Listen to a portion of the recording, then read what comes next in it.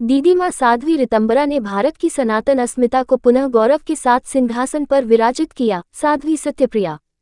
Voice of Marwar. Pali. Gandhimurti स्थित गीता सत्संग भवन में श्रीमद्भागवत महापुराण कथा एवं विराट संत सम्मेलन को लेकर शहर के समाज प्रमुखों एवं गणमान्य नागरिकों की बैठक परमहंस पारिव्रजकाचार्य महामंडलेश्वर शिवस्वरूपानंद सरस्वती के सान्निध्य में आयोजित की गई। गीता सत्संग भवन अध्यक्ष स्वामी प्रेमानंद ने बताया कि वात्सल्य स्वरूप दीदी माँ साध्वी ऋतंबरा की कथा 20 फरवरी से 27 फरवरी तक कथा आयोजित होगी। कथा निमित्त बैठक को साध्वी ऋतंबरा की शिष्या सत्यप्रिया ने संबोधित करते हुए कहा कि हमारा सौभाग्य है कि पाली की धन्य धरा पर वात्सल्य मूर्ति दीदी माँ साध्वी ऋतंबरा की कथा का श्रवण करेंगे। पाली का ये भी संयोग है कि साधारणतया कथा हेतु 7 दिन का समय भी कठिनता से देने वाली दीदी माँ यहाँ 8 दिन रहेगी। वे संपूर्ण भारत में जन जागरण कर हिंदुओं को जगा रही है तथा समरसता का संदेश दे रही हैं। उन्होंने देश की आत्मा को जगाया, तब जाकर अयोध्या में रामलला का मंदिर बना।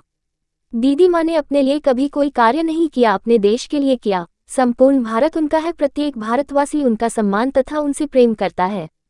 उन्होंने दीदी माँ के कार्यों तथा प्रयासों की जानकारी दी।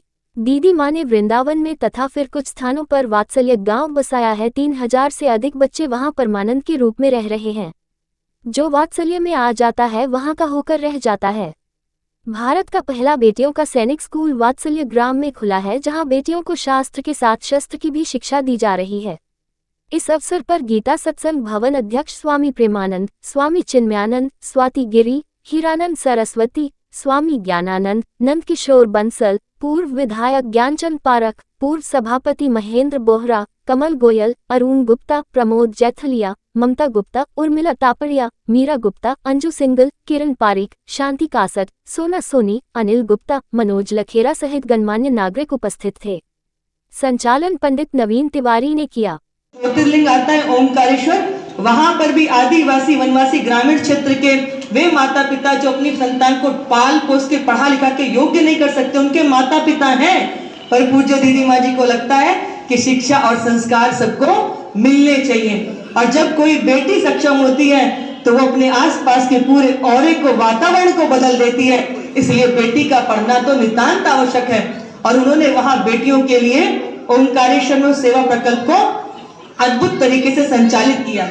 छतरपुर में जहां पर इतनी बड़ी संख्या में धर्मांतरण हो रहा था, आप भगवान का भजन तो तब करोगे ना जब पेट में रोटी होगी, लेकिन छद्मधारी लोग रोटी के नाम पे, वस्त्र के नाम पे, शिक्षा के नाम पे, दवाई के नाम पर, सेवा के, वो ऐसे कालनेमी पूतनाएं हैं जो आपको सेवा के बदले आपसे आपकी पूरी जड़, आपका अस्तित्व छीन लेते हैं। आपको वस्त्र देंगे परंतु आपसे कहेंगे कि आप हमारे धर्मांतरण करके आप धर्मांतरित हो जाइए। ऐसा इस देश के अंदर इतना बड़ा कुचक्र चला।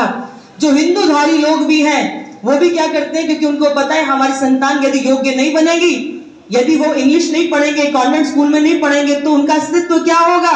है तो वो हिंदूधारी हैं, विचारक हैं, सुंदर उनकी सोच है, लेकिन मजबूरी में क्या हुआ कि हमने कॉन्वेंट स्कूल की शक्ल देखनी प्रारंभ की, और उसका दुर्भाग्य ये हुआ कि हमने धन भी दिया और संतान भी दी कि दोनों बर्बाद करो। वो धन धर्मांतरण में लगा और संतानें अपने माता पिता को मूर्ख समझने लगी। जबकि हमारे यहाँ विद्यालय क्या हुआ करते थे, सरस्वती शिशु मंदिर, विद्या भारती, विद्या मंदिर, जहाँ विद्या अर्जित करने का मंदिर। लेकिन हमने क्या किया, पूज्य दीदी माँ जी ने संवित विद्यालय बनाया कि जिसमें हमारी शिक्षा पद्धति चलेगी, चाहे सीबीएसई बोर्ड से होगा, लेकिन विद्यालय हमारा होगा तो हमारे 30 त्योहार होंगे, हमारी संस्कृति होगी, हम दुनिया की आंखों में डाल करके उनकी भाषा में बात भी कर सकेंगे, लेकिन अपनी संस्कृति पर गौरव भी कर सकेंगे। इसलिए विद्यालय हमारे होने चाहिए ताकि हमारी संतानें अपनी शिक्षा, संस्कृति और अपनों को समझ सकें। पूज्य दीदी माँ एक बहुत सुंदर बात कहते हैं कि क्या हुआ, एक नल पर बहुत सारी माताएं पानी भरने के लिए चली गई, तो जब वो पानी भरने के लिए गई तो स्कूल की छुट्टी हुई, तो बहुत सारे बच्चे स्कूल से निकल के जाने लगे। तो वो कॉन्वेंट स्कूल में बच्चे पढ़ते थे, तो उन्होंने, जो स्त्री थी बड़ी खुश हुई, देखो मेरा बच्चा ना उस कॉन्वेंट स्कूल में पढ़ता है। उसकी माँ वहां काम कर रही थी और वो ऐसा मुंह बना करके करता हुआ निकल के चला गया, क्योंकि अभी तो हमने ऐसे बच्चे पैम्पर्ड किए हुए हैं कि उनके जूते के फीते भी हम ही बांधते हैं ना। उनको ऐसा बना दिया कि वो बड़े जो हैं उठ करके गेट खोलेंगे और वो वहीं पे सोफे में धसे रहेंगे, हाथ में रिमोट पकड़ करके या मोबाइल पकड़ करके।